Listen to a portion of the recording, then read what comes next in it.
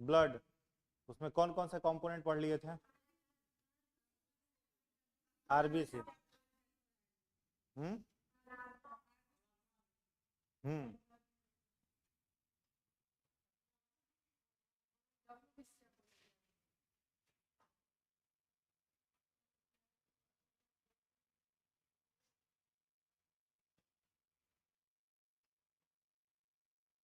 ठीक है, डब्ल्यूबीसी लिखो।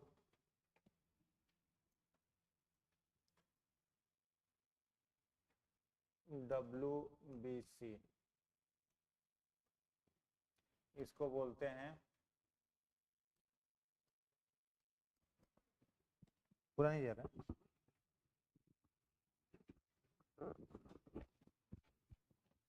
वाइट ब्लड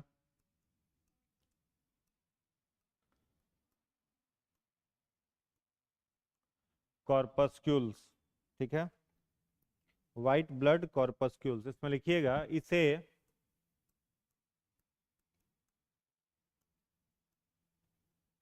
ल्यूकोसाइट भी कहते हैं। यह अनियमित आकार, यह अनियमित आकार means irregular shape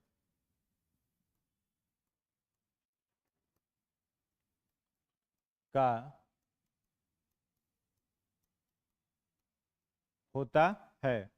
second point लिखिएगा, इसमें न्यूक्लियस पाया जाता है। इसकी जीवन अवधि 2 से 5 दिनों की होती है।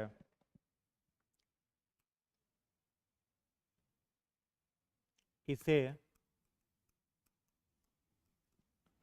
सोल्जर ऑफ ह्यूमन बॉडी या इम्यूनिटी बूस्टर कहते हैं। यह 5,000 से 6,000 प्रति घन मिलीमीटर होता है।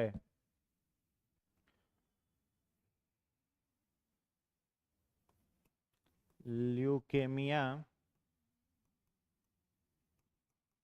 ब्रैकेट में लिखिएगा ब्लड कैंसर, डब्ल्यूबीसी को प्रभावित करता है। आगे,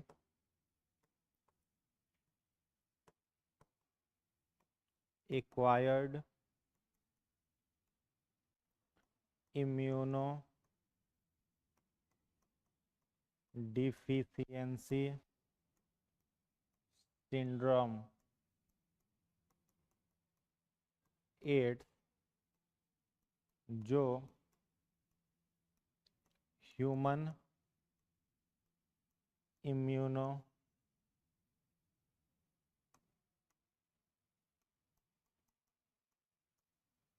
डिफिशियंसी वायरस HIV से होता है। यह टी लिम्फ, यह डब्ल्यूबीसी को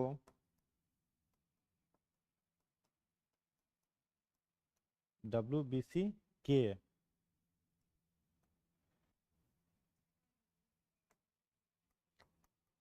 टी लिम्फोसाइट्स को प्रभावित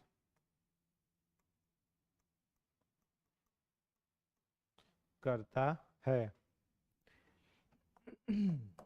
HIV रेट्रोवायरस फैमिली का सदस्य है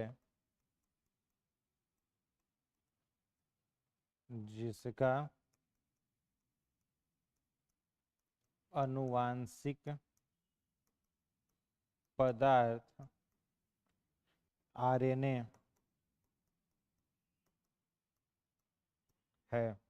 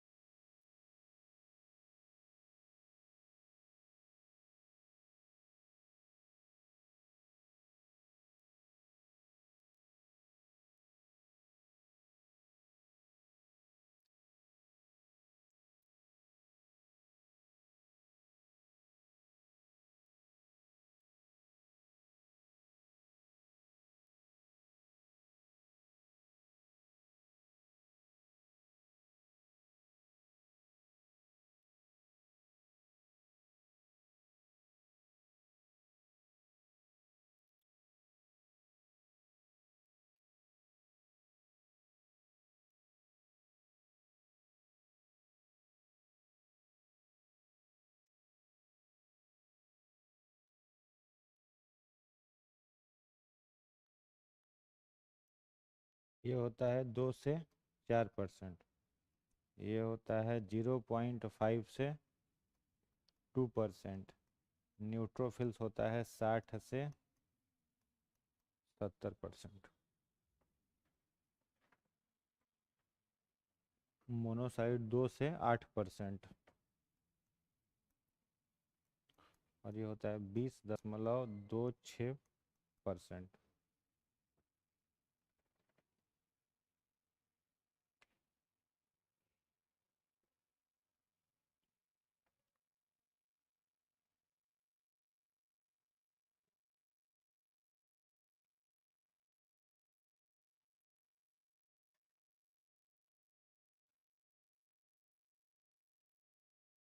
हो गया?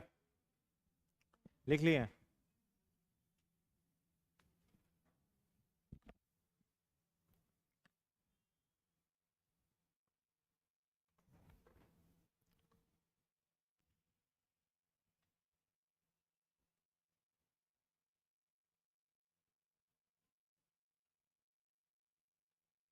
नेक्स्ट लिखिएगा, acidophil acidophil allergy acidophil L, हाँ हाँ एसिडोफिल, ओ ड हो गया है, स होगा यहाँ, सुधार लीजिएगा, एसिडोफिल। देखिएगा एसिडोफिल एलर्जी से एलर्जी ब्रैकेट में लिख लीजिएगा, खुजली इचिंग इत्यादि से रक्षा करता है। एसिडोफिल एलर्जी से रक्षा करता है, एसिडोफिल एलर्जी से रक्षा करता है। समझ आया क्या? जो एसिडोफिल है क्या किससे प्रोटेक्ट करेगा? एलर्जी से। अब कई लोगों को डस्ट से एलर्जी रहता है, बहुत तरह का पदार्थ है, डस्ट केवल देख लिया उड़ता हुआ, उसके शरीर में स्पर्श भी नहीं हुआ, उसको एलर्जी शुरू हो गया। ठीक है, बहुत सारे लोग हैं जैसे उनके सामने बस बेडशीट उठा करके झाड़ दो उससे उनको खांसी छींक पूरा एकदम परेशान हो जाएंगे वो। ठीक है, शाम ढलते ढलते बुखार उखार सब उनको पकड़ लेगा, इतना एलर्जी होता है। उन सारे एलर्जी से प्रोटेक्ट करने का काम बॉडी में कौन करता है? एसिडोफिल करता है। क्लियर है? नेक्स्ट लिखिएगा अगला पॉइंट, न्यूट्रोफिल, न्यूट्रोफिल रोगाणुओं पर प्रतिक्रिया कर, रोगाणुओं पर प्रतिक्रिया कर, प्रतिक्रिया कर मोनोसाइट का निर्माण करता है, मोनोसाइट का निर्माण करता है तथा मोनोसाइट, तथा मोनोसाइट उन्हें नष्ट कर देता है, तथा मोनोसाइट उन्हें नष्ट कर देता है, मोनोसाइट उन्हें नष्ट कर देता है। नेक्स्ट पॉइंट लिखिएगा, लिम्फोसाइट, लिम्फोसाइट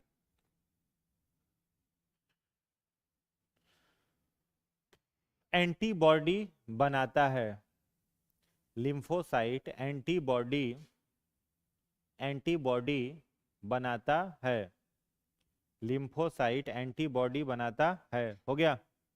क्लियर है?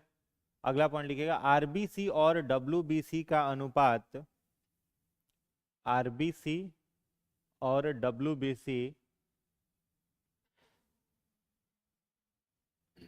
का अनुपात क्रमशः, क्रमशः 600:1, 600 अनुपात 1, 600:1। आरबीसी कितना? 600, डब्ल्यूबीसी कितना? 1। ठीक है, इसमें कोई दिक्कत नहीं। ठीक है, पहला पॉइंट क्या लिखा हुआ है? डब्ल्यूबीसी को क्या बोलते हैं? ल्यूकोसाइट। क्या बोलेंगे? ल्यूकोसाइट। ल्यूको का मतलब क्या होता है मालूम है? कलरलेस। ल्यूको मतलब क्या होता है? कलरलेस। और साइट्स मतलब क्या होता है? सेल। यानी ऐसा सेल है जिसका कोई फिक्स रंग नहीं है, ये कलरलेस होता है, इसीलिए इसको बोलते हैं ल्यूकोसाइट। दूसरा लिखा हुआ है कि इसका कोई आकार नहीं होगा, जैसे आरबीसी का आकार हमने दिखाया था, आरबीसी का कैसा आकार था? बाइकनकेव था ना, द्विफोकसी। इसका कोई आकार नहीं है। आकार क्यों नहीं है? क्योंकि जब भी किसी रोगाणु को पकड़ता है तो उसका आकार बदलते रहता है। समझ में आ रहा है? तो पैथोजेंस को मारने का काम ये करता है, इसलिए इसका आकार परिवर्तनशील है, अनियमित है। इसमें न्यूक्लियस पाया जाता है। ठीक है, न्यूक्लियस पाया जाता है। इसकी जीवन अवधि कितने दिनों की? 2 से 5 दिनों की होगी। सोल्जर ऑफ ह्यूमन बॉडीज को कहते हैं, क्योंकि हम लोगों के शरीर में रोग प्रतिरोधक क्षमता को कौन बना रहा है? लिम्फोसाइट्स बना रहा है, एंटीबॉडी लिम्फोसाइट्स बना रहा है, इसीलिए इसको क्या बोलते हैं? सोल्जर ऑफ ह्यूमन बॉडी, मानव शरीर का सैनिक। क्या बोलेंगे? मानव शरीर का सैनिक। आगे क्या लिखा हुआ? Immunity booster. शब्द याद रखोगे, this is immunity booster, not immunity system. ये इम्यूनिटी बूस्टर है, इम्यूनिटी सिस्टम नहीं है। इम्यूनिटी सिस्टम कौन है? प्लाज्मा। कौन है? प्लाज्मा। प्लाज्मा क्या बनाता है आपके शरीर में? लसिका तंत्र। क्या बनाता है? लसिका तंत्र बनाता है, लेकिन ये लसिका तंत्र को बनने में मदद करता है। अब जैसे दूध अगर पी रहे हो तो दूध क्या है? मान लो दूध क्या है? इम्यून सिस्टम है। और दूध के पावर को बढ़ाने के लिए क्या मिलाएंगे? हॉर्लिक्स मिलाएंगे ना, कॉम्प्लेन, बॉर्नविटा। तो बॉर्नविटा, कॉम्प्लेक्स, हॉर्लिक्स कौन हो गया? डब्ल्यूबीसी। और दूध कौन हो गया? प्लाज्मा। ठीक है, तो ये इम्यूनिटी सिस्टम नहीं है, इम्यूनिटी सिस्टम को बूस्ट करता है, that's why it is a immunity booster. ठीक है, और इसे क्या बोलेंगे? सोल्जर ऑफ ह्यूमन बॉडी, मानव शरीर का सैनिक। आगे लिखा हुआ है, इसकी संख्या 5 से 6000 प्रति घन मिलीमीटर। आरबीसी कितना था? 45 से 50 लाख था ना, 45 से 50 लाख। और ये 5000 से 6000, ये हजार में ही है। कई सारे बुक में डेटा में लिखेगा आपको 4 से 5000। क्या लिखता है? 4 से 5000। तो देख रहे हो रेशियो कितना निकल करके आएगा, 600:1 आ रहा है। ठीक है, तो ये हो गया 600 आरबीसी और डब्ल्यूबीसी कितना, 1। तो दोनों का रेशियो याद रखना है। एक डिजीज है जिसको बोलते हैं leukaemia. It is a type of blood cancer. Leukaemia क्या होता है, ब्लड कैंसर। ये किस सेल को प्रभावित करता है, डब्ल्यूबीसी को। ठीक है, कैसे याद रखोगे इसको, तो कैंसर क्या होता है, व्हाट इज कैंसर। तो जब किसी भी कोशिका में अनियंत्रित कोशिका विभाजन होने लगता है तो उसको क्या बोलते हैं, कैंसर। कोई भी एक सेल है, ठीक है, ये सेल हो गया। अब इस कोशिका में अगर कोशिका विभाजन होगा तो उसका न्यूक्लियस ही ना कई भागों में टूटेगा। अब आरबीसी में न्यूक्लियस ही नहीं है तो कोशिका विभाजन करेगा क्या, नहीं करेगा, तो उसमें कैंसर का कोई मामला ही नहीं बनता। तो कैंसर किसमें होगा, डब्ल्यूबीसी में। अब डब्ल्यूबीसी में लगातार कोशिका विभाजन हुए जा रहा है, रुक ही नहीं रहा है। ठीक है, कोशिका विभाजन इसका नहीं रुक रहा है। ठीक है, तो फिर क्या करेंगे, फिर इस कैंसर को मारने के लिए क्या किया जाता है, अल्फा किरण, गामा किरण ना, गामा किरण निकालते हैं किससे, कोबाल्ट 60। ठीक है, कोबाल्ट 60 से क्या निकालते हैं, गामा किरण, और फिर उस गामा किरण को गिरा करके सेल को मारते हैं। समझ में आ रहा है। तो अनियंत्रित कोशिका विभाजन होना क्या कहलाता है, कैंसर। तो डब्ल्यूबीसी में कोशिका विभाजन लगातार अगर तेजी से बढ़ने लगे तो उसको क्या बोलते हैं, ब्लड कैंसर बोलते हैं। तो ल्यूकेमिया ब्लड कैंसर है, डब्ल्यूबीसी को प्रभावित करता है। एक डिजीज है जिसका नाम है एड्स। एड्स का पूरा नाम है acquired immunodeficiency syndrome. Acquired का मीनिंग क्या होता है, रोग दो प्रकार के होते हैं, एक होता है कॉन्जेनाइटल और एक एक्वायर्ड। कॉन्जेनाइटल और एक्वायर्ड। कॉन्जेनाइटल माने जो जन्म के साथ बीमारी है। ठीक है, वैसी बीमारी जो किसी को जन्म के साथ है उसको क्या बोलेंगे, कॉन्जेनाइटल, जन्मजात रोग। और जन्म के बाद अगर कोई बीमारी होगा तो उसको क्या बोलेंगे, एक्वायर्ड। तो एड्स हमेशा जन्म के बाद होता है, इसलिए इसका पहला नाम क्या है, एक्वायर्ड। इम्यूनिटी यानी इम्यूनो। अब जैसे ही इम्यून दिखा तुरंत आपके दिमाग में आएगा सर डब्ल्यूबीसी की बात हो रही है। क्या इम्यून कौन है, डब्ल्यूबीसी। डिफिशियंसी का मीनिंग क्या होता है, कम करना, घट जाना, मतलब डिफिशियंसी। और सिंड्रोम का मतलब क्या होता है, कारक, फैक्टर। वैसा फैक्टर जो जन्म के बाद हो, डब्ल्यूबीसी को कम कर दे, उसको क्या बोलते हैं, एड्स।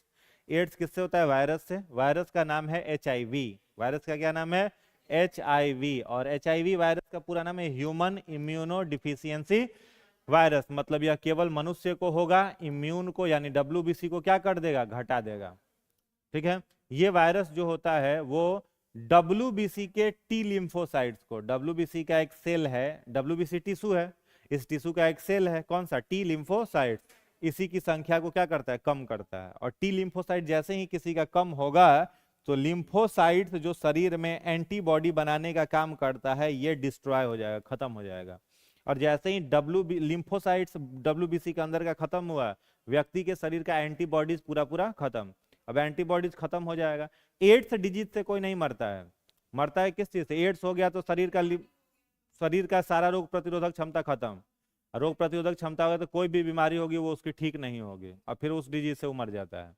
समझ में आ रहा है। इसका सिम्टम होता है, सबसे पहला सिम्टम बॉडी का वेट तुरंत घटेगा। एचआईवी पॉजिटिव व्यक्ति है उसको एड्स में बदलने में कम से कम 5-6 साल का समय लगता है। ठीक है, पॉजिटिव होना अलग है, डिजीज अलग है। और प्रिक्यूशन अगर सारा वो ले रहा है तो पूरा जीवन भर वो स्वस्थ रह सकता है, उसको एड्स नहीं होगा। ठीक है, नॉन कम्युनिकेबल, ये कम्युनिकेबल डिजीज है लेकिन छुआछूत से नहीं फैलता है। समझ में आया। तो डब्ल्यूबीसी के किस सेल को प्रभावित करेगा, टी लिम्फोसाइट्स को प्रभावित करेगा। आगे लिखा हुआ है एचआईवी का वायरस, वायरस की एक फैमिली है जिसका नाम है रेट्रोवायरस। ठीक है, क्वेश्चन पीसीएस में कई बार आया है कि वायरस का आनुवांशिक पदार्थ जेनेटिक मटेरियल क्या होता है। तो वायरस का आनुवांशिक पदार्थ आइदर आरएनए और डीएनए दोनों होता है। वायरस में या तो आरएनए या डीएनए, दोनों में से कोई एक रहेगा। जैसे पूछा जाए हम लोगों का आनुवांशिक पदार्थ क्या है तो क्या बोलोगे, डीएनए। हम लोग का जेनेटिक मटेरियल क्या है, डीएनए। वायरस का जेनेटिक मटेरियल आरएनए डीएनए दोनों। तो दोनों टिक नहीं कर दोगे, क्वेश्चन पूछेगा वायरस का जेनेटिक मटेरियल क्या है, ऑप्शन एक RNA, option B DNA, option C RNA DNA दोनों, ऑप्शन डी या तो आरएनए या डीएनए। किसको टिक करोगे, डी, डी होगा, या तो आरएनए या डीएनए, दोनों में से कोई एक। समझ में आया, हाँ नहीं, या किस कुछ। अब जैसे रेट्रो वायरस का जो फैमिली है ना, इसका जेनेटिक मटेरियल मिलेगा क्या, आरएनए। रेट्रो वायरस से क्या मिलेगा, आरएनए। इस रेट्रो वायरस फैमिली के 3 मेंबर हैं। पहला सदस्य है इस फैमिली का एचआईवी, दूसरा सदस्य है इसका टीएमवी, तीसरा सदस्य है इसका इन्फ्लुएंजा। ठीक है। रेट्रोवायरस फैमिली के ये 3 सदस्य हैं, 3 मेंबर हैं, HIV, TMV, इन्फ्लुएंजा। HIV से एड्स डिजीज, TMV तंबाकू के पौधे में लगेगा, टोबैको मोजाइक वायरस इसको बोलते हैं। सबसे पहला वायरस कौन सा खोजा गया था? TMV। किसने खोजा था? इवानोवस्की। इस TMV वायरस को खोजने वाला व्यक्ति था इवानोवस्की। इन्होंने सबसे पहले वायरस की खोज की थी। और कौन से वायरस की खोज की थी? TMV की खोज की थी। ठीक है, टोबैको मोजाइक वायरस। और तीसरा वायरस इन्फ्लुएंजा है। इन्फ्लुएंजा वायरस के 2 स्ट्रेन है, एक है H1N1 और एक है H5N1। ठीक है, इससे होता है स्वाइन फ्लू, इससे होता है बर्ड फ्लू। पूछा जाए H1N1 का जेनेटिक मटेरियल RNA, H5N1 का जेनेटिक मटेरियल RNA, TMV का जेनेटिक मटेरियल RNA, HIV का जेनेटिक मटेरियल RNA। तो वही लिखा हुआ है, HIV रेट्रोवायरस फैमिली का सदस्य है और इसका अनुवांशिक पदार्थ RNA होता है। आगे 2 तरह का WBC होता है, एक होता है ग्रैन्युलर, एक नॉन ग्रैन्युलर, कणयुक्त और कणविहीन। कण ग्रैन्युलर समझ रहे, नमक क्या होता है? ग्रैन्युलर बोलेंगे नमक को, दानेदार। ठीक है, तो WBC का कुछ भाग होता है जो दानेदार होता है, कणयुक्त होता है, और कुछ होता है जो बिना दानेदार होता है, कणविहीन होता है। तो जो दानेदार है उसके 3 पार्ट है, एसिडोफिल, बेसोफिल, न्यूट्रोफिल। कई बार एग्जाम में रिपीट हुआ है, WBC में सर्वाधिक मात्रा में कौन सी कोशिका पाई जाती है? तो न्यूट्रोफिल। WBC में सबसे ज्यादा न्यूट्रोफिल। न्यूट्रोफिल सबसे पहले क्या करेगा? शरीर के अंदर कोई पैथोजेंस आया, आप बैठे हुए हैं, कोई आपके सामने छींक दिया तो उसके नाक से वायरस निकला सर्दी बुखार है तो क्या निकला? वायरस। अब वहीं पर बैठ करके आप प्राणायाम कर रहे हैं तो आपके नाक से घुस गया, फेफड़ा में गया, फेफड़ा से कहाँ जाएगा? ब्लड में। अब ब्लड में तो चल गया, अब ब्लड में जाएगा तो उससे लड़ाई कौन शुरू करेगा? न्यूट्रोफिल। सबसे पहले लड़ाई कौन करेगा? न्यूट्रोफिल। और न्यूट्रोफिल जैसे लड़ाई करना शुरू करेगा, आधा मार और देगा, तब न्यूट्रोफिल किसको भेज देगा? उसको मोनोसाइट के पास। अब मोनोसाइट उसको पूरा मार और के खत्म कर देगा। समझ गए? अगर मोनोसाइट और न्यूट्रोफिल्स नहीं रहे या कमजोर रहे तो बीमार हो जाएगा, इन्फेक्शन हो जाएगा उसको। और ये दोनों अगर मजबूत रहे तो इन्फेक्शन से बचा रहेगा इंसान। समझ आया? और लास्ट लिम्फोसाइट्स है, ये हम लोगों के शरीर में क्या बनाता है? एंटीबॉडी। क्या बनाता है? एंटीबॉडी बनाता है। एंटीबॉडी बेसिकली हम लोगों के शरीर में 3 बार याद रखोगे। सबसे पहला, एंटीबॉडी का क्या काम होता है? एंटीबॉडी किसमें होता है? एंटीजेन होता है RBC में, याद रखोगे। हम लोगों के शरीर में 2 प्रकार का प्रोटीन होता है जिसका खोज लैंडस्टीनर किया था। कौन किया था? लैंडस्टीनर। लैंडस्टीनर ने किसकी खोज किया था? Blood group. ठीक है, ब्लड ग्रुप किसने खोजा था? लैंडस्टीनर ने। तो लैंडस्टीनर ने दोनों का खोज किया था, किसका किसका? एंटीबॉडी का, और दूसरा क्या खोजा था? एंटीजेन। तो एंटीजेन किसमें होता है? RBC। ये होता है A और B। और एंटीबॉडी जो होता है ये किसमें होता है? WBC में। ये भी 2 प्रकार का होता है, स्मॉल a स्मॉल b। ठीक है, तो ये जो एंटीबॉडी है जो कि हम लोग के WBC में है, इसका मुख्य कार्य है शरीर को बीमारियों से बचाना। जिसके शरीर में जितना अधिक एंटीबॉडी है उसका इम्यून सिस्टम उतना अधिक बेहतर है। तो ये जो एंटीबॉडी है ये हम लोगों के शरीर में सबसे पहला एंटीबॉडी कब बनता है? जन्म के साथ। बच्चा का जन्म हुआ उसके साथ सबसे पहले उसके शरीर में एंटीबॉडी का निर्माण हो जाता है। जो डॉक्टर होता है वो क्या कहता है? बच्चे को माँ का पहला दूध जरूर पिलाइए, क्योंकि माँ के पहले दूध में पाया जाता है कोलेस्ट्रम। क्या पाया जाता है? कोलेस्ट्रम, जिसके चलते वो पीले रंग का होता है। ठीक है, तो ये दूध अगर बच्चे को नहीं मिला तो उसका इम्यून सिस्टम हमेशा क्या रहेगा? कमजोर रहेगा। तो पहला उसका क्या मिलता है? कोलेस्ट्रम। ये एंटीबॉडी बना दिया। दूसरा एंटीबॉडी कौन बनाएगा? तो हृदय के बगल में एक ग्रंथि होती है जिसको कहते हैं थाइमस ग्लैंड, थाइमस ग्रंथि। ठीक है, तो दूसरा एंटीबॉडी, पूरा जीवन में एंटीबॉडी बनाने का काम कौन किसका है? थाइमस ग्लैंड का है। क्वेश्चन आता है बुढ़ापे में कौन सी ग्रंथि शरीर से अदृश्य हो जाती है? थाइमस ग्रंथि। ठीक है, बुढ़ापा में एंटीबॉडी का कौन सी काम है? जो है बनना है युवावस्था में बन गया, बुढ़ारी में क्या जरूरत है? जितना काम बन गया उतना में काम चलाओ तो सबसे पहले कोलेस्ट्रम से बना, उसके बाद थाइमस ग्रंथि बनाएगा। 45-50 साल में धीरे धीरे थाइमस ग्रंथि शरीर से नष्ट हो जाएगा। और तीसरा एंटीबॉडी WBC बना ही रहा है। क्लियर है? तो ये एंटीबॉडी का काम क्या है? शरीर को बीमारियों से प्रोटेक्ट करना, बचाना। हाँ, लिम्फोसाइट। अभी जस्ट हम लोगों ने डिस्कस किया कि WBC को बोल रहे हैं इम्यूनिटी बूस्टर, माने ये WBC ही प्लाज्मा को बनाता है। प्लाज्मा को बनाने का काम WBC का है।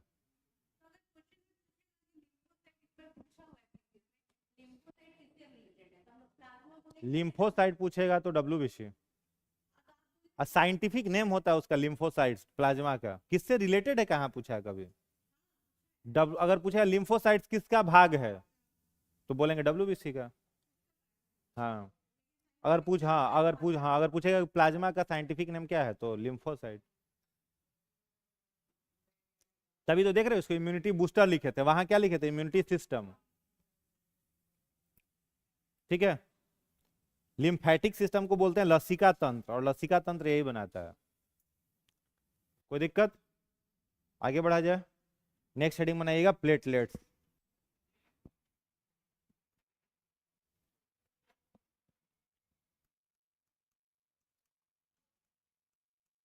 प्लेटलेट्स को हिंदी में बिम्बाणु भी कहा जाता है। हाँ बिम्बाणु प्लेटलेट्स को हिंदी में कहते हैं। क्या बोलते हैं? बिम्बाणु। इसमें लिखिएगा इसे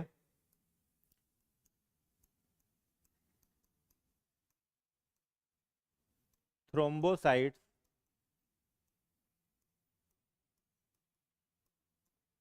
इसे थ्रोम्बोसाइट्स कहते हैं।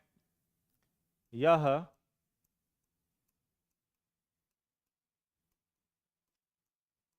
अनियमित आकार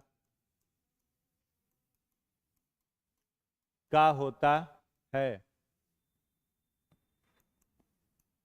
इसकी जीवन अवधि 24 घंटे की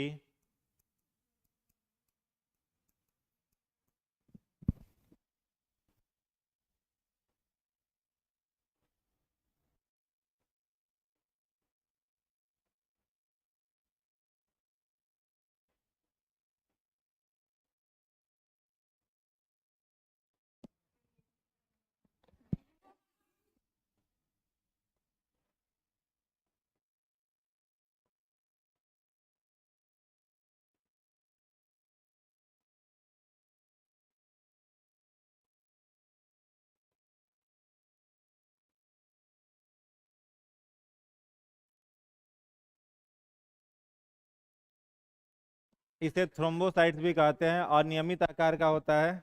जीवन अवधि कितने दिनों की? 24 घंटे की। आगे लिखिएगा। इसमें प्रोथ्रोम्बिन, इसमें प्रोथ्रोम्बिन प्रोटीन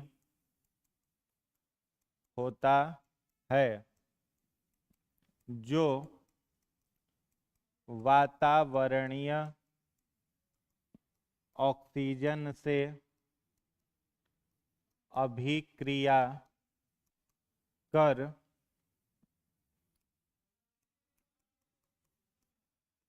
प्रिम्बिनोजेन में बदल जाता है।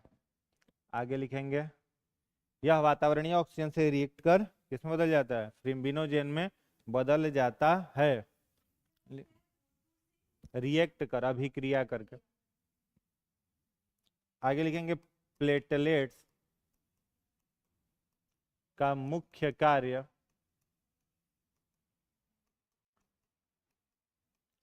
ब्लड क्लॉटिंग, थक्का बनाना है, ब्लड को क्लॉट करना। आगे लिखेंगे इसकी संख्या 1.5 से 3 लाख प्रति घन मिलीमीटर है। आगे लिखिएगा इसमें थक्का रोधी रसायन anti blood coagulant, coagulant agent, थक्का रोधी रसायन हिपैरिन होता है। आगे लिखेंगे रक्त चूसकों माने ब्लड सकर्स के लार में हिपैरिन एवं जोंक, जोंक माने लीच, में हिरुडीन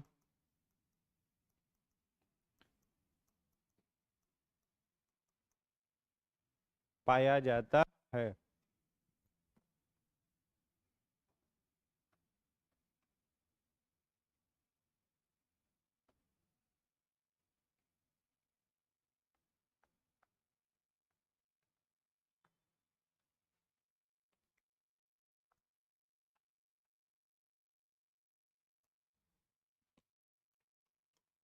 लैब या क्या जोंक, हाँ, लैब या ब्लड बैंक में ब्लड जमने से रोकने हेतु 0.01%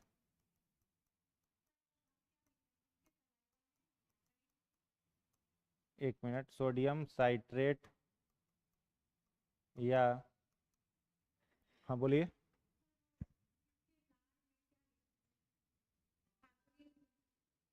रक्त चूसक ब्लड सकर्स, लैब या ब्लड बैंक में ब्लड को जमने से रोकने के लिए 0.01% सोडियम साइट्रेट या सोडियम, जोख में हीरोडीन, हीरोडीन सोडियम ऑक्जेलेट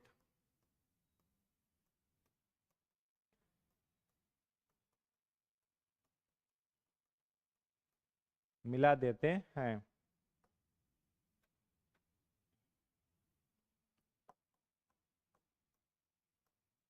डेंगू जो फीमेल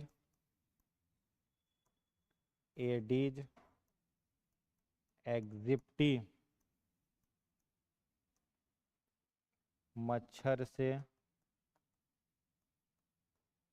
फैलता है तथा राइबो पैल्वी वायरस से होता है।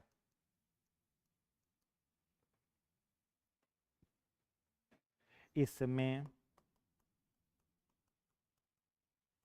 प्लेटलेट्स की संख्या घट जाती है।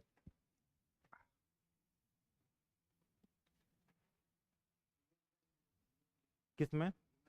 Female Aedes, ADES, Aedes, female Aedes aegypti, AGYPTI, aegypti मच्छर का नाम है, ऑक्जेलेट। हाँ।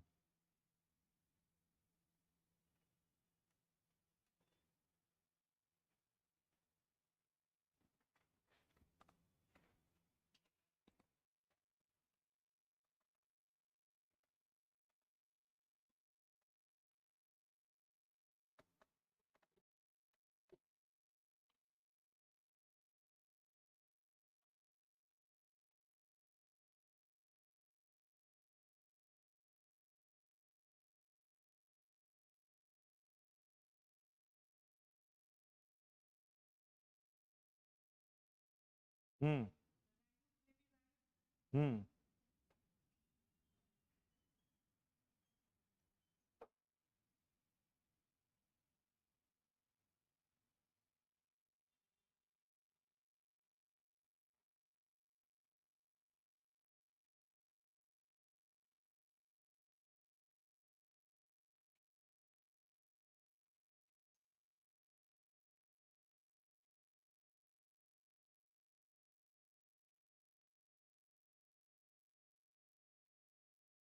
लिख लिए हैं क्या?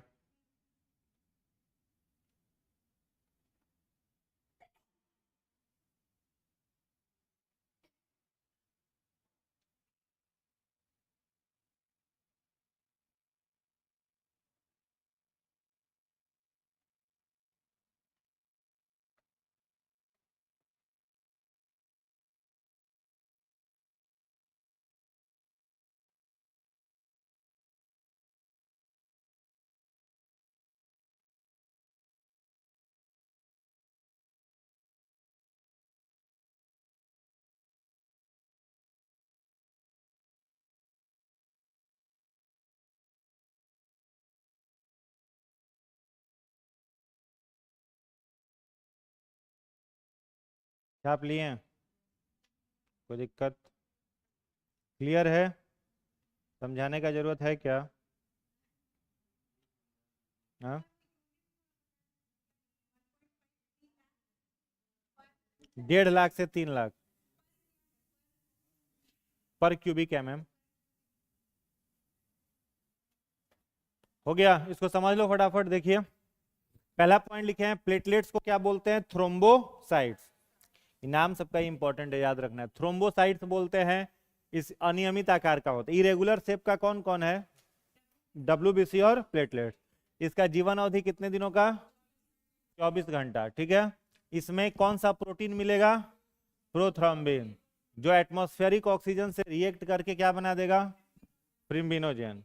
ठीक है, इसको समझेंगे, अभी हम लोग घबराइएगा मत, फिब्रिनोजेन बदल देगा।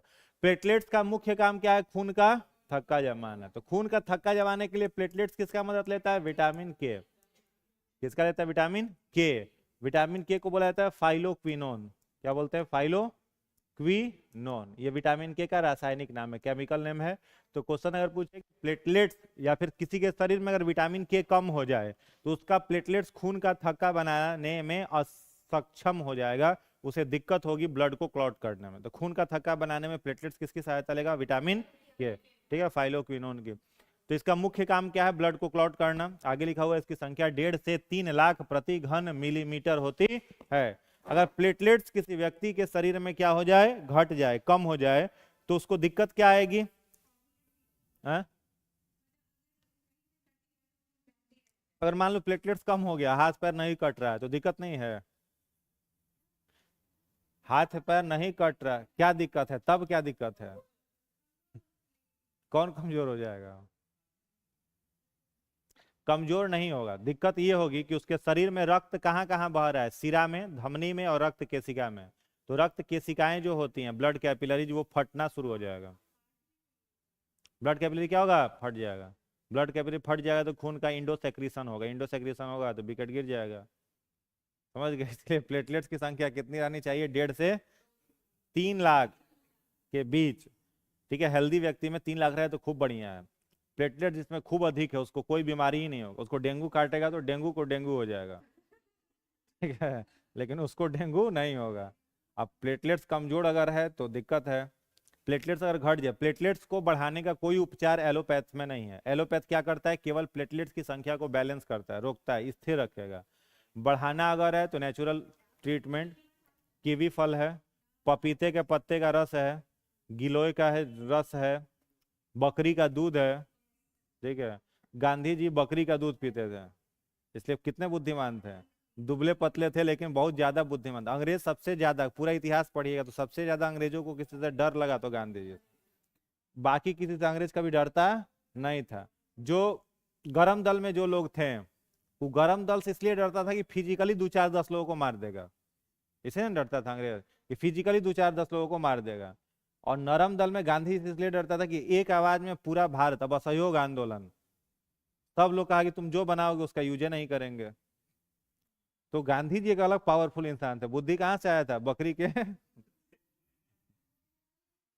हाँ, बहुत जीनियस व्यक्ति थे। ठीक है, गांधी जी का जीवनी पढ़िएगा। इकलौता ऐसा राइटर, लेखक गांधी जी हैं। ठीक है, गांधी जी का जीवनी आप लोग पढ़े हो? नहीं पढ़े हैं? स्कूल में कहाँ मिल गया? वहां पर जवाहरलाल नेहरू जी का जीवनी पढ़ना है, डिस्कवरी ऑफ इंडिया, भारत एक खोज। सीबीएसई स्कूल में क्लास 9th में हिंदी के साथ एडिशनल ऐड है डिस्कवरी ऑफ इंडिया, भारत की खोज। वो नेहरू जी का जीवनी है। गांधी गांधी जी का जीवनी का क्या नाम है बताओ? सत्य के साथ मेरे प्रयोग। ये एकेडमिक्स में नहीं पढ़ा सकता क्योंकि इसमें बहुत सारे बातें ऐसे लिखी हैं जो वयस्क बनने के बाद ही समझ में आएंगी।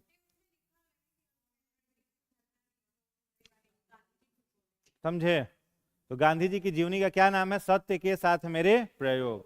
उसमें अपना डार्क साइड पूरा गांधी जी खुल के लिखे हैं। पूरा जितना उनका डार्क साइड है लाइफ का, लगभग 28 साल 30 साल तक की उम्र।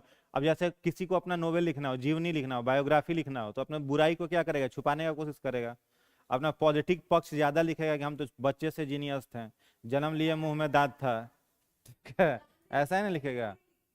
कंप्लीट सही चीज। उस किताब को अगर आप पढ़िएगा, उतना ज्यादा अपने बारे में निगेटिव कोई व्यक्ति लिखने का कल्पना ही नहीं कर सकता। उन्होंने डायरेक्ट उस बुक में जिक्र किया है कि 28-30 साल की उम्र से पहले न तो पढ़ने में बिल्कुल अच्छे थे, और इतने ज्यादा वो लगाव रखते थे अपनी पत्नी के साथ कि पिताजी का उनका मृत्यु हो रहा था। हॉस्पिटल में डॉक्टर ने कह दिया था कि आज भर जीवन टाइम है आपके पिताजी के जीवन का, और वो घर आए तो पिताजी को छोड़ दिए और अपनी पत्नी के साथ वो अलग हट गए। पिताजी उनका शरीर छोड़ रहे थे, बड़ा भाई बुला रहा था, गांधी जी वहां नहीं गए, अपनी पत्नी के साथ अपने कमरे में बंद थे। ये सारा कुछ उसमें लिख दिया। इतना कौन लिख सकता है? और भी बहुत सारी बात, अब जैसे हम ओपनली बोलने में भी हमें ठीक नहीं लग रहा है, आप उस किताब को पढ़ेंगे तो गांधी जी जैसा मजबूत इंसान शायद ही कोई हो। ठीक है, तो गांधी जी ने पूरा अपना डार्क साइड भी उस किताब में लिख दिया। उतना आज तक खुल करके किसी राइटर ने नहीं लिखा है। गांधी जी एक अलग ही पर्सनालिटी थे, समझ रहे हो? महात्मा गांधी, समझ रहे? अब सोचो, अंग्रेज जो है सबसे ज्यादा उनसे डरता था, तो कुछ कारण होगा ना। भारत में आ रहा था अंग्रेज वायसराय एक, तो उसका सीनियर उसको समझा करके इंग्लैंड से भेजा, भारत जा रहे हो सबसे मिलना, गांधी से मत मिलना। पूछा कि गांधी से क्यों नहीं मिलेंगे? तो जो गांधी जी से मिलता है वो गांधी जी का होके रह जाता है। इतना अट्रैक्टिव उनकी पर्सनालिटी थी। गांधी जी से अगर बात करते करते कोई उनकी आंखों में देख लेता था तो वो हिप्नोटाइज हो जाता था। केवल आंख में आंख डाल करके आप बात कर लिए, वो इंसान क्या हो जाता था? हिप्नोटाइज हो जाता था। गांधी जी के पास वो आया मिलने के लिए, अंग्रेज, वही वायसराय। गांधी जी बैठ करके अपने कमरे में पत्र लिख रहे थे। आया बैठा, गांधी जी को खांसी हुआ, तो खांसी हुआ तो खाली उसको गर्दन उठा करके उसके तरफ देखे, वो वायसराय था, गया गिलास में पानी लेकर के आया और गांधी जी को दिया, सर पानी पी लीजिए। गांधी जी पानी पी लिए। पूछे कि बताइए आप क्यों आए हैं? तब उस हिप्नोटाइज उसका टूटा। उतना देर हिप्नोटाइज हो गया था। सोचो, किसी गुलाम को कोई उसका अधिकारी ला करके पानी पिला रहा है। तो ऐसा पर्सनालिटी गांधी जी के साथ। एक आवाज में सोच रहे हो क्या? आधा धोती से कमर के नीचे पहनते थे, उसी धोती का आधा टुकड़ा शरीर पर ढकते थे, और कोई एक नारा दिए पूरा भारत साथ में। गांधी जी ने कहा अंग्रेजों के विरुद्ध आंदोलन करना है, हमें पूरे देश से आर्थिक सहयोग चाहिए। जिसके पास जो था वही देने के लिए तैयार हो गया। लोग अपना सारा कुछ बेच उच करके गांधी जी के पास संसाधन लेकर के गए। एक बुढ़िया थी, उसके पास कुछ नहीं था, बूढ़ी औरत थी, उसके पास कुछ नहीं था। उसके झोपड़ी के ऊपर कद्दू होता है, कदीमा, वो लटक रहा था। तो वो क्या कि कदीमा तोड़ करके सिर पर रख करके गांधी जी के पास ले गए कि हम आपको यही देना चाहते हैं, आजादी में मेरा इतना सहयोग रहेगा। अब ऐसे ऐसे लोग साथ देने के लिए खड़े हो जाते थे। गांधी जी एक अलग पर्सनालिटी थे। ठीक है, सबसे शानदार व्यक्तित्व किसी का था तो महात्मा गांधी। भले बहुत लोग क्रिटिसाइज करने वाले लोग हैं, लेकिन उस परिवेश में आप सोचिएगा कि ये स्टैंड करना चाहते तो पैसा कमा सकते थे। साउथ अफ्रीका से बैरिस्ट्री पढ़े थे, पैसा झाड़ के रख देते, इतना कमाते हैं। हाँ, साउथ अफ्रीका में प्रैक्टिस किए थे। तो साउथ अफ्रीका में प्रैक्टिस किए, इंग्लैंड में उस समय जिसका गुलाम था वहां जाके पढ़ करके आ रहे हैं, पैसा तो कमा ही सकते थे। तो क्रिटिसाइज करने वाले बहुत लोग हैं, लेकिन गांधी जी अलग ही थे। जवाहरलाल नेहरू, उनका फ्रेंड उनके घर में आया तो गैस खत्म हो गया, तो क्या किया? पैसों को आग लगा करके चाय बना करके पिलाए थे। बहुत रिच में मोतीलाल नेहरू।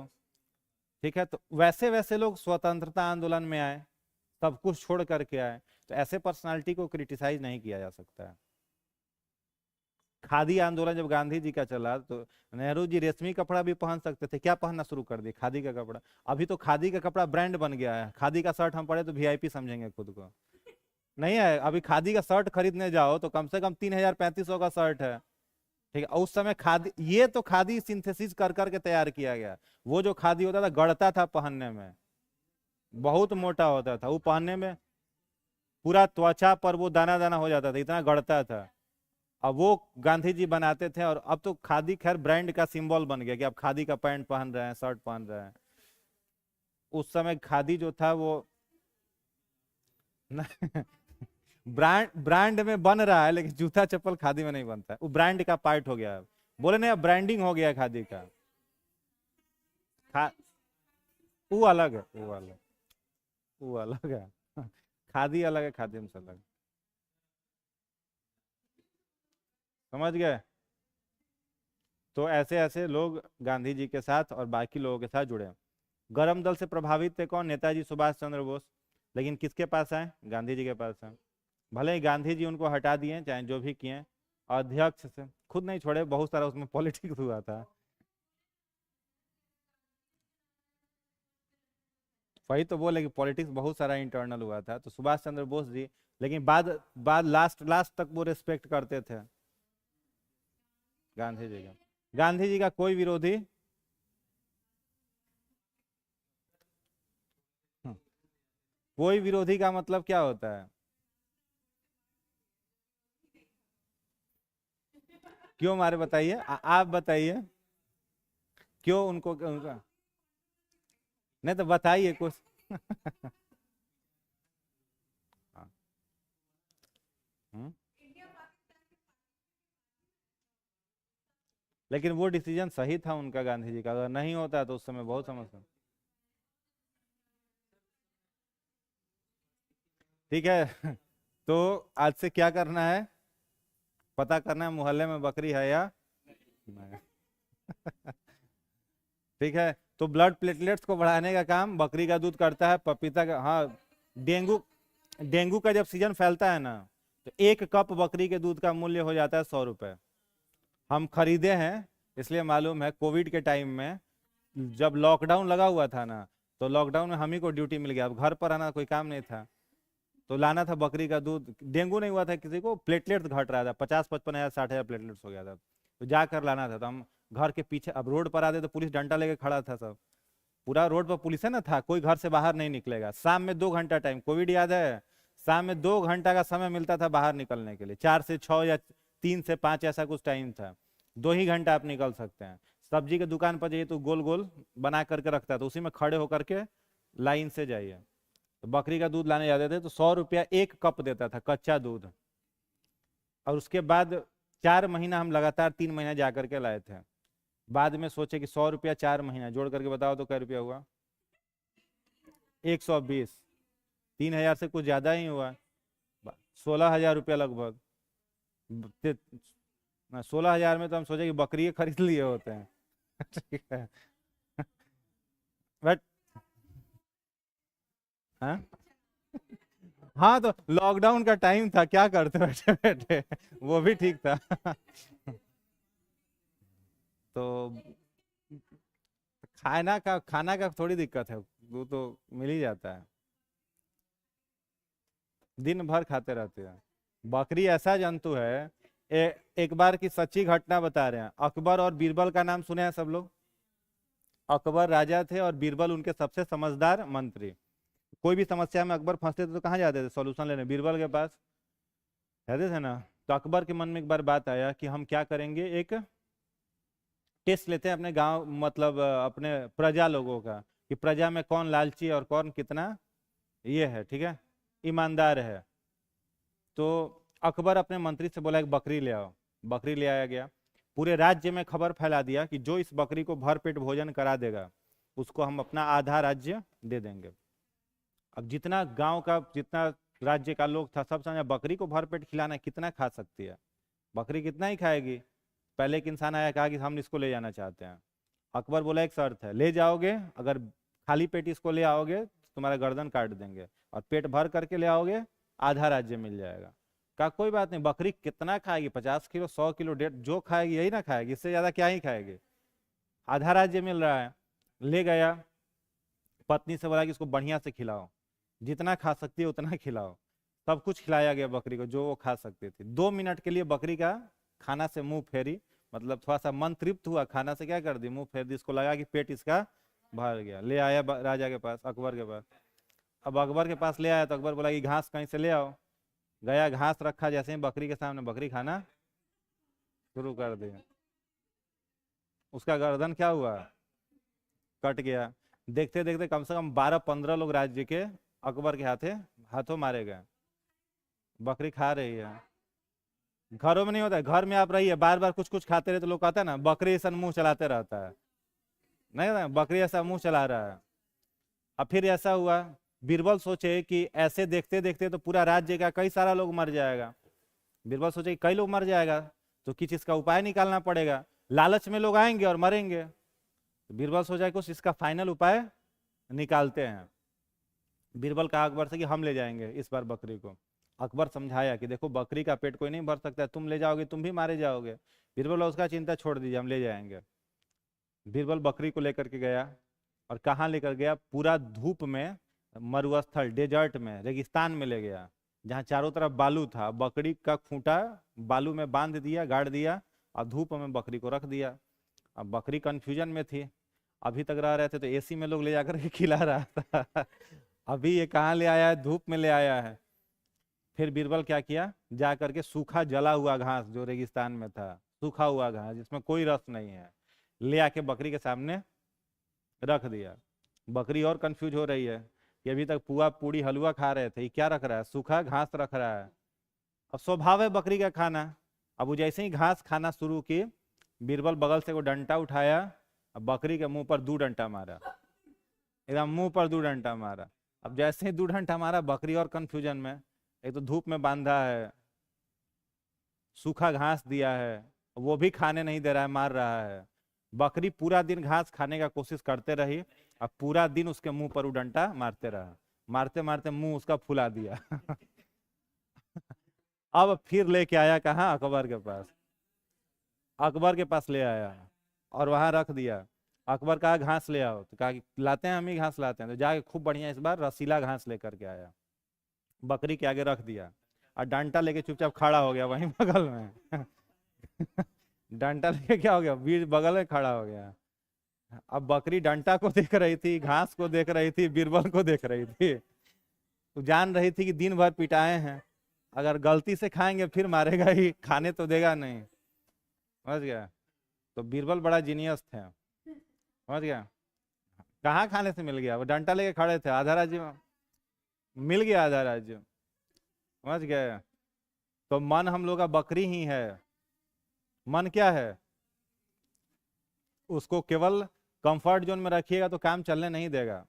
आज कंफर्ट जोन में रहिएगा, उसको निकालिएगा नहीं ना जब तक कंफर्ट जोन से, तो बकरी है, वो कोई काम करने नहीं देगा। बकरी को क्या करना पड़ता है, डंडा से पीटना पड़ता है। अरे भूखे का बात हम नहीं कह रहे हैं, हम कह रहे हैं जैसे पढ़ने का मन नहीं कर रहा है तो मन को क्या कर रहे हैं, चारा दे रहे हैं। जब मन नहीं कर रहा है उसी समय बैठ करके क्या करो, पढ़ने लगो। ठीक है, पढ़ना ऐसा चीज है कि पढ़ने से कोई इंसान खूब, ऐसा कहीं सुने हो कि वो 12 घंटा पढ़ा मर गया, ऐसा होता है? नहीं होता है। पढ़ने से कोई मरता नहीं है, ये बात तय है। उसी नींद को तोड़ के पढ़ो, ठीक है, उस समय लाओ मिर्च लेकर के खा जाओ, नींद भाग जाएगा। एक ये थे, क्या नाम था उनका, कालिदास संभवतः कोई थे, जब पढ़ने बैठते थे ना तो उनको नींद आता था। तो जिस कुर्सी टेबल पर बैठ के पढ़ते थे तो अपना क्या करते थे ना, शिखा जो था उस शिखा को बांध करके खूंटी में बांध देते थे, और जैसे ही झुकेंगे नींद आएगा, खींचा जाएगा, नींद खुल जाएगा। तो ऐसे ऐसे लोग करके पढ़े हैं। अब जो टारगेट मान लो फिक्स किया कि आईएएस बनना है, उसको तो दिख रहा है कि एक बार आईएएस बने 3-4 पीढ़ी सुधर जाएगा। ठीक है, तो टारगेट बना लिया कि आईएएस बनना है, 4 पीढ़ी सुधर रहा है, तो उसको नींद आएगा तो अपने साथ कुछ भी टॉर्चर कर सकता है, नहीं कर सकेगा, तो अपने आप को टॉर्चर करेगा, हो जाता है उसका रिजल्ट। तो बकरी को घास बस नहीं डालना है, डंडा से पीटना है। हमें बकरी मतलब ऐसा नहीं रोड पर बकरी दिख रही है मार बकरी मतलब मन, ठीक है, मन। अब कई लोग समझदार होता है, वो समझ गया कुछ और तो ये करना है, समझ गया। मन को क्या करना है, कंट्रोल करना है, मन को टॉर्चर करते रहना है, समझ गया। ठीक है, तो ये प्लेटलेट्स को क्या करेगा, ब्लड को क्लॉट करेगा। किसकी सहायता से करेगा, विटामिन के की सहायता से करेगा। ब्लड क्लॉट करने में हेल्प होगा। संख्या इसकी 1.5 से 3 लाख प्रति घन मिलीमीटर। थक्कारोधी रसायन, यहां से समझ लेना ध्यान से। देखो थक्कारोधी रसायन का मतलब क्या, हम लोग का ब्लड किस में बहता है, वेन में बहेगा, आर्टरीज में बहेगा, या ब्लड कैपिलरीज में बहेगा। जो बह रहा है शिरा, धमनी या केशिका में, वह प्लाज्मा है। जो बह रहा है वो क्या है, प्लाज्मा। इस प्लाज्मा में जो बाई कनकेव शेप का है वह है आरबीसी। ये क्या हो गया, आरबीसी। इसमें जो इरेगुलर शेप का है, अनियमित आकार का है, यह हो गया डब्ल्यूबीसी। और इसी तरीके से अनियमित आकार का ही हो जाता है प्लेटलेट्स। तो ये क्या हो गया, प्लेटलेट्स। ठीक है। अब कहीं शरीर का अंग कटा फटा तो आरबीसी निकल कर चला जाएगा, डब्ल्यूबीसी निकल करके चला जाएगा, लेकिन जैसे ही प्लेटलेट्स बाहर आएगा तो प्लेटलेट्स रिएक्ट करेगा एटमॉस्फेरिक ऑक्सीजन से। ठीक है, वातावरण के ऑक्सीजन से। प्लेटलेट्स में कौन सा प्रोटीन है, प्रोथ्रोम्बिन। प्रोथ्रोम्बिन। तो जैसे ही ये प्रोथ्रोम्बिन ऑक्सीजन से रिएक्ट करेगा, ये कन्वर्ट हो जाएगा फिब्रिनोजेन में। कई जगह फिब्रिनोजेन को फिब्रिनोप्लास्टिन लिखा रहता है, बात एक ही है। ठीक है, तो फिब्रिनोजेन में बदलेगा और फिब्रिनोजेन जाल जैसी संरचना का निर्माण कर देगा, नेट शेप स्ट्रक्चर। समझ में आया, क्या बन जाएगा, जाल। और खून के सारे पार्टिकल इसमें आ करके क्या हो जाएंगे, फंस जाएंगे, और खून का बहना क्या हो जाएगा, रुक जाएगा। समझ गए।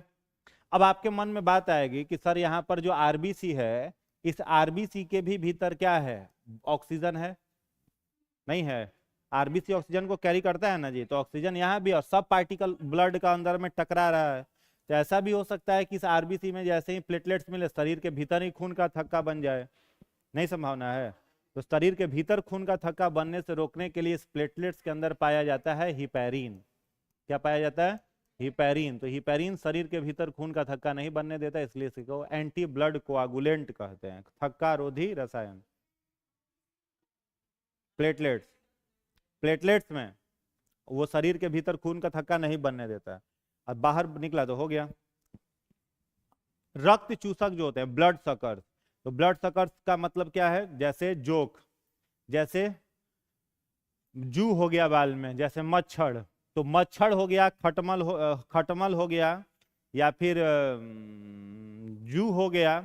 इन सब में पाया जाता है हिपैरिन। हम लोगों में भी क्या पाया जाता है, हिपैरिन। एक जीव है ब्लड सकर जिसको बोलते हैं जोक। जोक जो होता है लीच, ये बहुत खतरनाक, सबसे खतरनाक ब्लड सकर है। ये तालाब वाला में रहता है। जोक जिसको पकड़ के ब्लड सक करता है, बहुत खतरनाक हो। जैसे जोक मान लो यहाँ पर पकड़ लिया, तो पकड़ा तो मालूम भी नहीं चलने देगा कि ब्लड सक कर रहा है। सबसे पहले उसके सलाइवा से एक ऐसा रसायन निकलेगा जो इतने दूर के एरिया को शून्य कर देगा, मालूम ही नहीं चलेगा। यहाँ से वो आराम से मजा में आप अपना काम कर रहे हैं, वो ब्लड खींच रहा है। आप तालाब में, नदी में नहाने गए, पैर में पकड़ लिया, आप नहा रहे हैं, वो ब्लड खींच रहा है, पता ही नहीं चलता है। ठीक है, उसको खींच करके निकालिएगा, उसका शरीर टूट जाएगा, लेकिन वो छोड़ेगा नहीं वहां से। नमक वमक रगड़ने के बाद ही वो क्या करता है, छोड़ता है। बहुत खतरनाक। तो ब्लड को क्या कर रहा है, खींच रहा है, तो उसके मुंह में भी खून जम जाएगा, चाहे शरीर में। तो उसके शरीर में या फिर खून, रक्त के भीतर ब्लड नहीं जमे, इसके लिए इसमें मिलता है हीरोडीन। उसका बॉडी गल जाता होगा, कुछ होता होगा। तो उसके शरीर में खून को नहीं जमने देने के लिए क्या है, हीरोडीन। और बाकियों में क्या है, हिपैरिन। याद रहेगा। अब जैसे मच्छर है, खून सोखा, तो उसके एब्डोमेन में ब्लड चला गया, तो एब्डोमेन में ब्लड जम जाएगा। मच्छर को आप मारते तो ब्लड कैसा निकलता है, लिक्विड निकलता है। क्यों निकल रहा है, मच्छर का खून है कि अपना खून है, हम लोगों का खून रहता है, मच्छर में खून नहीं होता, इसलिए मच्छर को मारना नहीं चाहिए, मच्छर अपना खून है। इसलिए नहीं मारना चाहिए, अपना ही खून है ना। तुम मार देना, मार देना, छोड़ना मत उसको। चलो हो गया, कोई दिक्कत। तो लीच में क्या मिलेगा, हीरोडीन। हिपैरिन किस में मिलेगा, बाकी ब्लड सकर्स में और मनुष्यों में। आगे क्या लिखा हुआ, लैब में या ब्लड बैंक में। तो ब्लड बैंक में खून निकाल के रखा जाता है, तो वहां भी तो जम जाएगा। तो उसको जमने से बचाने के लिए उसमें 0.01% सोडियम साइट्रेट या फिर सोडियम ऑक्जेलेट मिला देते हैं, ताकि खून जमे नहीं। डेंगू जो होता है, डेंगू वह किस मच्छर से होता है, एडीज मच्छर। पूरा नाम है इसका फीमेल एडीज एग्जिप्टिव। ठीक है। मलेरिया किससे होता है, एनाफिलीज, फीमेल एनाफिलीज। काटने का काम, ब्लड सक करने का काम केवल फीमेल मॉस्किटो करती है, मेल मॉस्किटो काटता नहीं है। मेल मॉस्किटो फूलों के नेक्टर पर रहता है, शरीफ होता है। मेल मॉस्किटो जो होता है ना, फूल का जो पॉलन होता है ना, उससे वो अपना पोषण करता है, और मेल मॉस्किटो क्या करता है, ब्लड पर अपना पोषण करती है। ठीक है, तो फीमेल एडीज एग्जिप्टी मच्छर काटेगा तो कौन सा डिजीज, डेंगू। इस फीमेल एडीज मच्छर के भीतर कौन सा वायरस मिलेगा, फैल्बी राइबो वायरस। तो काटा फीमेल एडीज मच्छर, माने काटी फीमेल एडीज मच्छर, तो शरीर के भीतर क्या चला गया, कौन सा वायरस, राइबोफैल्वी। और राइबोफैल्वी एक्ट किस पर करेगा, प्लेटलेट्स पर, और प्लेटलेट्स की संख्या को, तो पूछे डेंगू किससे होता है, मच्छर से कि वायरस से, वायरस से। किससे होता है, वायरस से। उस वायरस को फैलाने का काम कौन करता है, एडीज एग्जिप्टी। याद रहेगा, आगे बढ़ा जाए। Heading,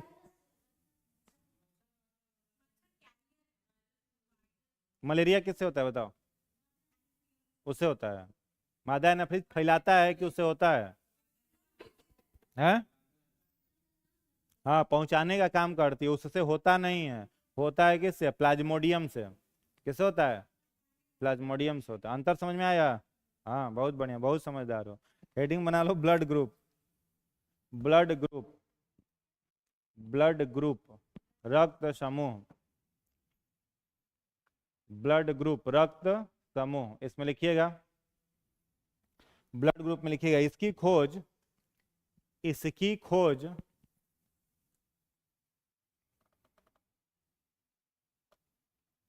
land Steiner, land Steiner ने किया था। हाँ भाई, लिख लो, लैंड स्टीनर, इसकी खोज लैंड स्टीनर ने किया था। लैंड स्टीनर ने किया था, हो गया कॉमा। उन्होंने पता लगाया, उन्होंने पता लगाया आरबीसी में एक विशेष प्रोटीन, आरबीसी में एक विशेष protein, antigen, antigen,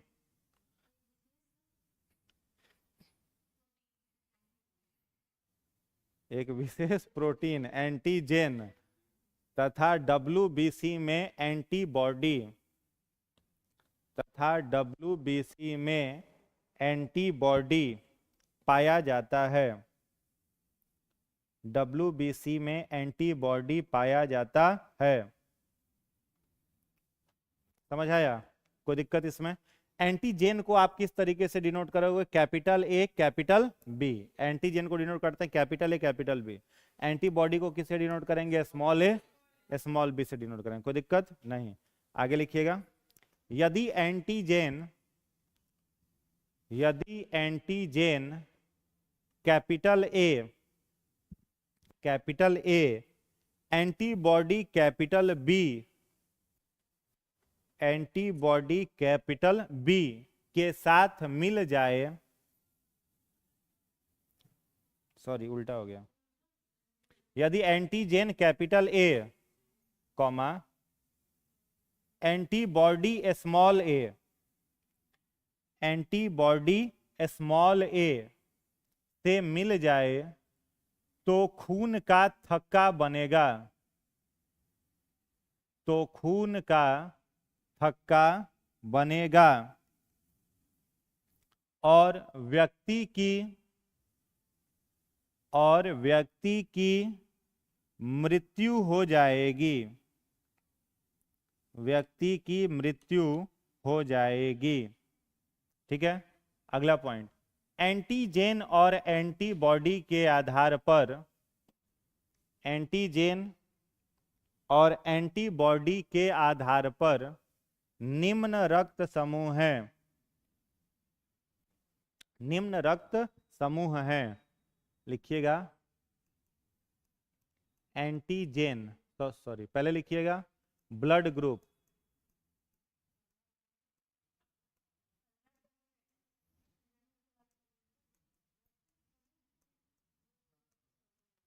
antigen,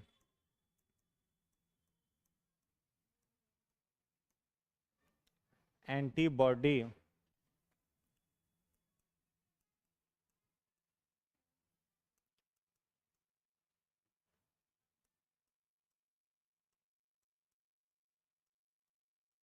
blood ले सकता है,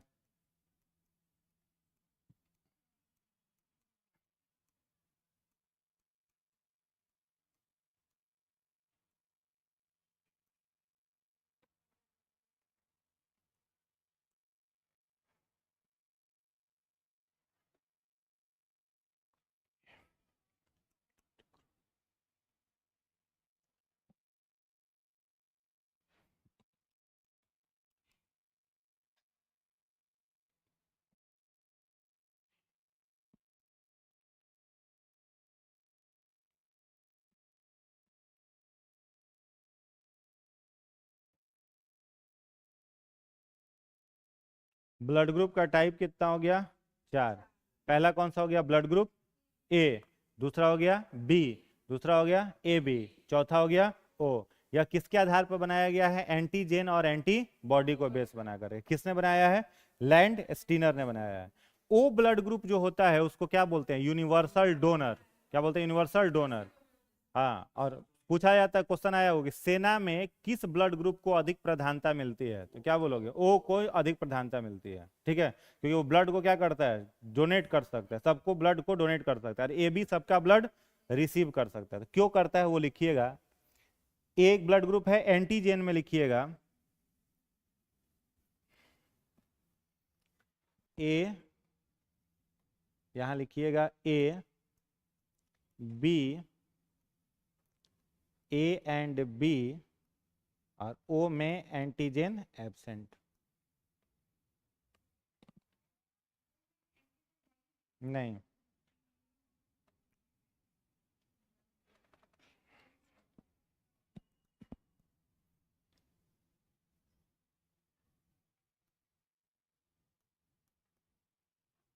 इसमें है बी, ए और एब्सेंट। यहां पर है ओ में ए एंड बी।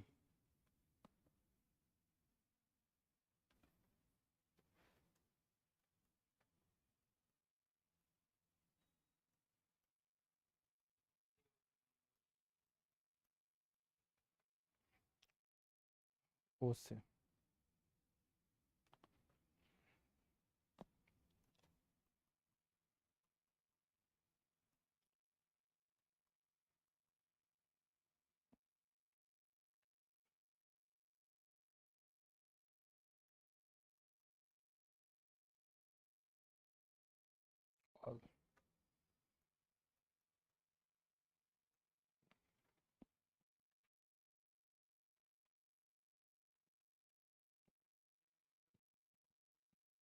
नहीं लेगा, सिर्फ ओ से, क्योंकि ओ में एंटीजन एब्सेंट है।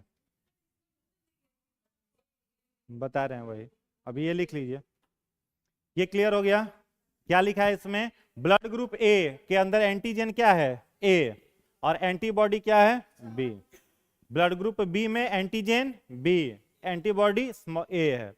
ए बी में ए बी एंटीजन दोनों है और एंटीबॉडी एब्सेंट है, इसलिए ये यूनिवर्सल रिसेप्टर है। इसका मतलब होता है ब्लड को रिसीव करने का कैपेसिटी, इसका मतलब होता है ब्लड को डोनेट करने की कैपेसिटी। और ओ में एंटीजन एब्सेंट है, ए और एंटीबॉडी में दोनों है। समझ गया?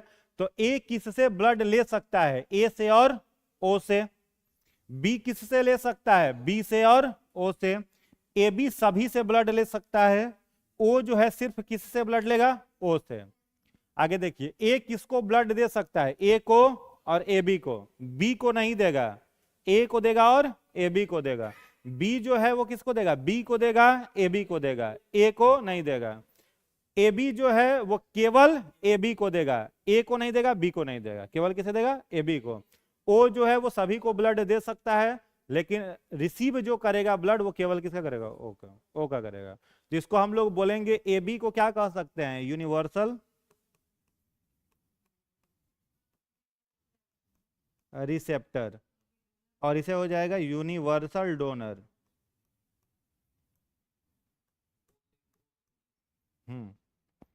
ठीक ना? कोई दिक्कत नहीं? एक और पॉइंट लिखिएगा, अगला पॉइंट, आर एच फैक्टर की खोज, आर एच फैक्टर की खोज लैंडस्टीनर और वीनर, लैंडस्टीनर, क्या? R H, capital R capital H, R H factor की खोज, स्मॉल भी लिख सकते हो। ह्यूमन, आर एच का मतलब है ह्यूमन, और एच का मतलब है रिसस। रिसस बंदर था। ठीक है, लिखाएंगे आर एच फैक्टर की खोज लैंडस्टीनर और वीनर, वीनर ने किया था, वीनर ने किया था। ठीक है, इसका मतलब क्या हुआ? देखो, इसका मतलब ये है कि आर का मतलब क्या बताया हमने? रेसस। बंदर का नाम क्या है? रेसस बंदर। तो रेसस बंदर के अंदर कुछ ऐसा एंटीजेन पाया जाता है जो सेम एंटीजन मनुष्य में मिलता है, सभी मनुष्य में नहीं, कुछ मनुष्यों में। रेसस बंदर के अंदर क्या मिल रहा है? एंटीजन। और वही एंटीजन कुछ किसमें मिल रहा है? मनुष्य में। तो जिस मनुष्य के भीतर रेसस बंदर से मिलता हुआ एंटीजन पाया जाएगा, उस ब्लड ग्रुप को हम लोग कहेंगे RH पॉजिटिव ब्लड। क्या बोलेंगे? RH positive. और जिसमें रेसस बंदर से मिलता हुआ ब्लड ग्रुप जिस इंसान में नहीं रहेगा, उसको बोलेंगे RH माइनस ब्लड। ठीक है। अब जैसे हम कहेंगे ए निगेटिव ब्लड ग्रुप है, इसका मतलब उसमें एंटीजन नहीं है। ए पॉजिटिव ब्लड ग्रुप है, उसमें एंटीजन है। इससे बहुत खतरनाक एक होता है जिसको बुलाया जाता है इरिथ्रोब्लास्टोसिस। क्या बुलाया जाता है? इरिथ्रोब्लास्टोसिस। जैसे अगर मान लो फीमेल है, उसका ब्लड ग्रुप RH माइनस है, फीमेल का ब्लड ग्रुप RH माइनस है, और इसके मेल का जो ब्लड ग्रुप है वो है RH प्लस। तो इन दोनों का जो संतान जन्म लेगा, वो पहला संतान जीवित रहेगा, और उसके बाद दूसरा संतान, तीसरा संतान जो भी जन्म लेगा वो कैसा हो जाएगा? मृत। इसको बोला जाता है इरिथ्रोब्लास्टोसिस। क्या बोलते हैं? इरिथ्रोब्लास्टोसिस। इसका कारण बता रहे हैं। जैसे RH माइनस RH माइनस किसका होना चाहिए? फीमेल का, और ये किसका होना चाहिए? मेल का। ठीक है। तो इसमें होगा क्या? RH माइनस और RH प्लस जैसे ही मिलेगा तो ब्लड शरीर के भीतर यह एक स्पेशल एंटीबॉडी बनाना शुरू कर देगा। अब एंटीबॉडी बनने से धीरे धीरे खून क्या होगा? क्लॉट होगा। और जब तक खून क्लॉट होगा तब तक उस संतान का जन्म हो चुका होगा। नहीं समझ में आया? यहां पर माइनस ब्लड है, यहां पर प्लस ब्लड है। तो संतान जो जन्म ले रहा है, तो उस संतान का ब्लड ग्रुप किससे मैच करता है? पिता के ब्लड ग्रुप से। संतान का ब्लड ग्रुप किससे मैच करता है? पिता के ब्लड ग्रुप से। माँ के ब्लड ग्रुप से नहीं मैच करता है। किससे करता है? पिता के। हाँ। तो चेंज ब्लड ग्रुप होने के कारण वहां पर ब्लड ट्रांसफ्यूजन में कोई ये हुआ है। ठीक है। तो RH माइनस है, यहाँ पर RH प्लस है, तो RH माइनस और RH प्लस मिल करके ब्लड को क्या करेगा? क्लॉट करेगा। तो क्लॉट होने से पहले, एंटीबॉडी के बनने के पहले बच्चे का क्या हो जाएगा? जन्म हो जाएगा। लेकिन दूसरा बच्चा जो जन्म लेगा तो उसके शरीर में, माँ के शरीर में ऑलरेडी एंटीबॉडी बन चुका रहेगा, तो दूसरा संतान मृत हो जाता है। इस पूरी प्रक्रिया को बोला जाता है इरिथ्रोब्लास्टोसिस। इसीलिए ये चेक रखना इंपॉर्टेंट होता है शादी से पहले कि प्लस ब्लड ग्रुप है या माइनस ब्लड ग्रुप है, निगेटिव या पॉजिटिव। करना चाहिए तो फिर निगेटिव ब्लड ग्रुप खोजिए। दिक्कत नहीं, कोई दिक्कत नहीं है, कोई दिक्कत नहीं है। अब इसका ट्रीटमेंट आ चुका है, अब उपचार आ चुका है। कुछ भी रहे। हाँ, लिखिएगा, इसमें आगे लिखिएगा क्या लिखाए थे। ने किया था, बस इतना ही। ठीक है, लिखिएगा। उन्होंने पता लगाया, बाहर बारिश हो रही है। उन्होंने पता लगाया कि रेसस बंदर में एक विशेष एंटीजन होता है। रेसस बंदर में विशेष एंटीजन होता है जो कुछ मनुष्यों में भी होता है, सभी मनुष्य नहीं, कुछ मनुष्यों में भी होता है।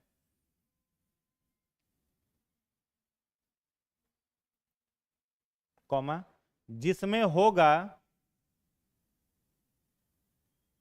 उसे RH प्लस, और जिसमें नहीं होगा उसे RH माइनस कहते हैं। ठीक है। नेक्स्ट हेडिंग बनाइएगा, इरिथ्रोब्लास्टोसिस।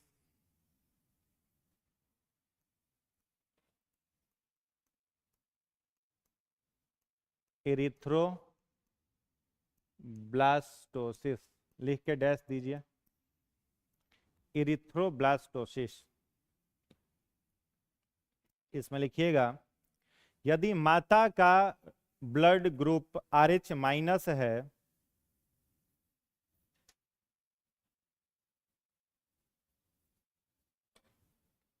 यदि माता का RH blood group RH minus है और पिता का RH प्लस है, तो भ्रूण का ब्लड ग्रुप, भ्रूण मतलब इम्ब्रियो, भ्रूण का ब्लड ग्रुप RH प्लस होगा, RH प्लस होगा, क्योंकि प्रत्येक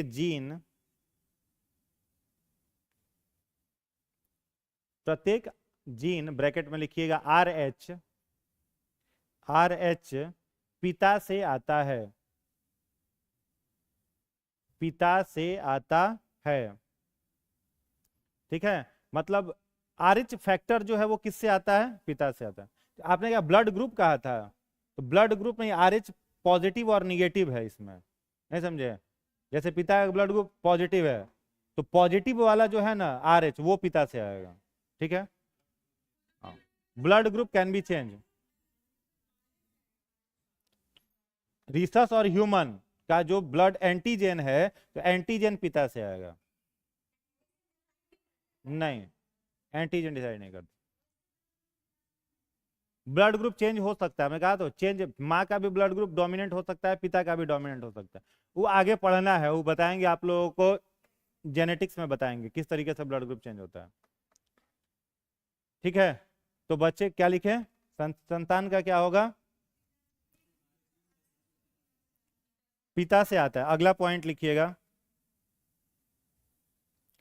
भ्रूण का रक्त वर्ग RH प्लस होने से, भ्रूण इम्ब्रियो का रक्त वर्ग, भ्रूण का रक्त वर्ग RH प्लस होने से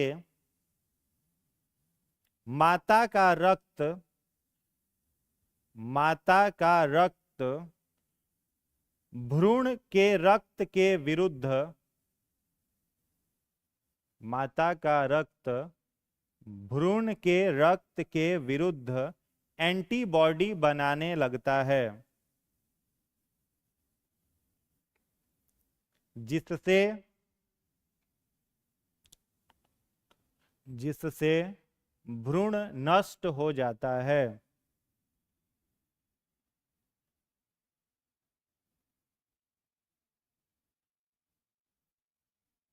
समझ गए, बस इतना ही इसमें है,